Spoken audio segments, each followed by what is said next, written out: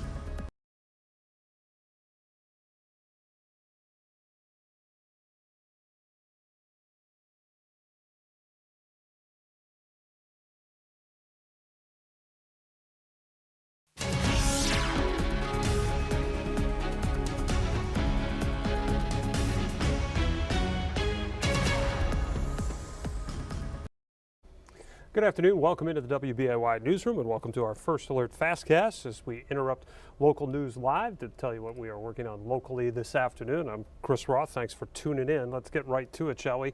There is news in presidential politics, and once again, it centers on Wisconsin. Now, let's bring this up for you. Vice President Kamala Harris, it was announced today she will be back in the state. She will be returning to the state next week. It'll be her third visit here already this year. President Biden's campaign announcing that Harris is going to campaign in La Crosse on Monday, an event focused on abortion rights. The White House said Harris will also hold a second event in that area focused on the economy and health care.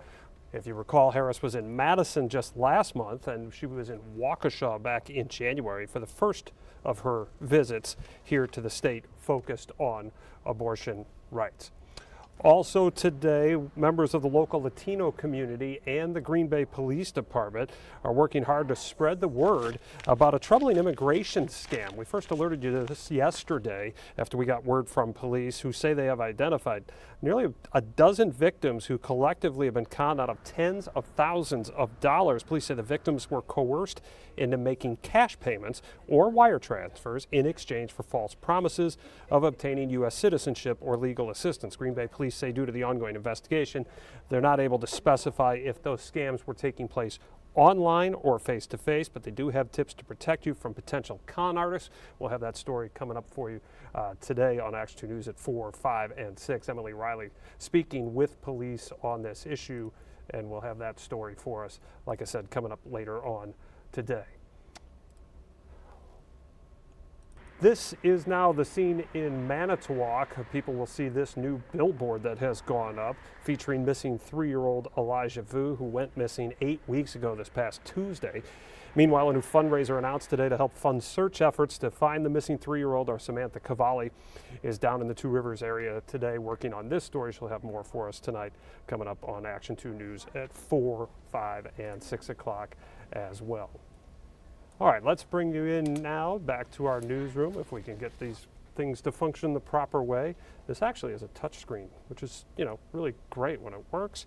And let's bring up this image for you as we get set to bring in David Ernst with the weather as you take a look at the Appleton Skycam right there. But let's bring in Ernsty to find out what the latest is on the weather. Hello, David. Good afternoon, Chris. Looking at a lot of cloud cover around the area right now, as evidenced by not only the Appleton Sky Camera, but you could have picked any one of them of the bunch, and it would have looked very similar.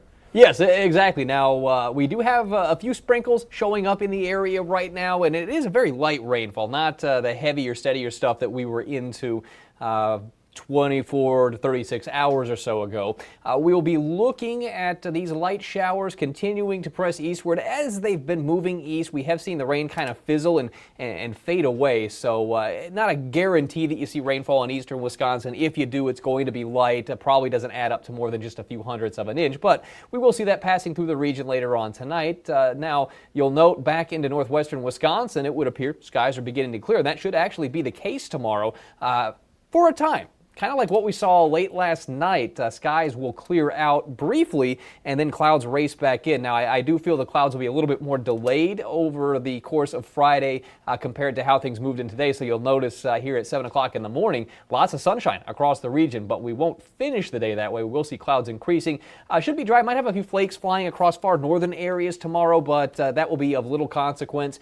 We will, however, see that wind start to kick back up. It hasn't been too strong today, but tomorrow we'll go ahead and throw it into the windy category. You're looking at 20, 25 mile per hour sustained winds into the afternoon, some gusts between 30 and 40 miles per hour. So definitely going to be one to tie things down, move any patio furniture that you may have gotten out already a little closer to the house just so that doesn't end up in a neighbor's yard. We will be looking at those winds continuing as we head on into the weekend, but dry weather will be in the forecast. Actually, before I suppose it's probably too late, I called the 7-day up, but we'll show you the drought monitor here real quickly and then get you back into that 7-day forecast. This was just recently updated today. It does not include the rain that we just got. The data cutoff for this is on Tuesday morning, so most of the rain that fell isn't even accounted for in this, but you'll notice most of southern and eastern Wisconsin is in the normal category. So we are right on par with where we're supposed to be in terms of precipitation, mostly in the form of rain. There has been some snow melt in there, but obviously it was not a very active winter in terms of snowfall. And I would say at this point we're kind of turning the corner. Your extended forecast here does have some cooler days, below average temperatures tomorrow and on Saturday, upper 40s, low 50s there, but we'll be back to around 60 degrees Sunday and Monday. Winds going to be a little on the stronger side all the way through the weekend and into next week. Our next more significant chance for rain after anything this afternoon and evening looks to arrive late Monday night and getting into Tuesday. So that is going to be when we see another more widespread rain chance, which is actually about the time we would want it to come through. You need to get these progressive rain showers coming in just to keep us in that good drought category. So we will be keeping an eye on that weather maker, let you know how much rain to expect, maybe even a little bit of a wintry mix across northern areas. What? But yeah, it's still April. It was the first week of May last year. We had accumulating snow, so it's not out of the realm of possibilities. But with highs in the 40s and 50s around here, I think we're okay. It's okay. I may have jinxed us, and I think I caught Balon as well doing the same thing. I ran the snowblower out of gas and put it into the shed over the weekend. So fingers crossed that that move doesn't come back to bite us. But it looks fairly mild through the extended, at least temperatures seasonable for this time of year. So mid to late April, you can't really ask for much more than that. All right. Well, if it does go down that way, you have a lot of company in the we put away our snowblower category to blame if we do get some white stuff. All right, David, thanks so much. We'll see you coming up tonight on Action 2 News at 4, 5, and 6 Sure thing. as well. All right, let's let you know what else we're going to be working on today before we say farewell. Let's bring this up if we can. There we go. We talked about some of the stories we're working on earlier. Here's some of the other ones coming up at 4. A First Alert Safety Desk report about adolescents who spend too much time on social media. That makes them more likely to be bullied about their appearance. Specifics on that coming up on Action 2 News at 4. The Bucks begin their playoff run on Sunday. They're taking on the Pacers, who won 4 of the 5 meetings during the regular season. Giannis is injured. When is he going to come back? Is he going to play in this series? We're going to talk with the beat writer for the Milwaukee Bucks that covers the Milwaukee Bucks for the Milwaukee Journal-Sentinel. That's coming up on Action 2 News at 4:30 today. At 5 o'clock, the FBI giving awards to 2 members of the Menominee Tribal Victims Program. Brittany Schmidt will bring that story to us tonight on Action 2 News at 5. And, of course, it's Thursday, so that means Small Towns with Jeff Alexander. We head to Marinette, and we're going to meet the man behind Grandpa's Baits. So that's coming up tonight on Action 2 News at 6 o'clock. We thank you for tuning into this First Alert Fastcast. We'll return you now to local news live, and we'll see you back here tonight on Action 2 News at 4, 5, 4:30. Don't forget that one, 5 and 6 o'clock. Until then, have a great afternoon.